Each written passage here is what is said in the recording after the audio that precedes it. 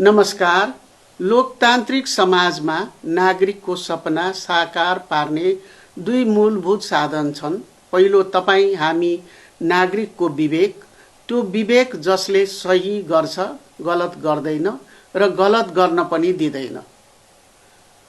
दोस्रो, त्यो विवेकलाई प्रयोग गर्ने आधिकारिक साधन अर्थात् मतदाता परिचय पत्र।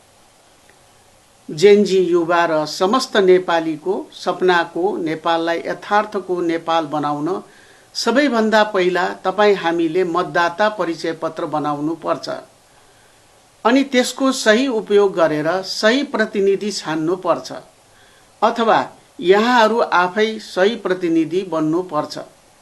विद्यमान व्यथितिसँग लड्न र देश विकासमा सँगै अगाडि बढ्न हरेक योग्य नागरिकले आफ्नो मताधिकारको सदुपयोग गरौं।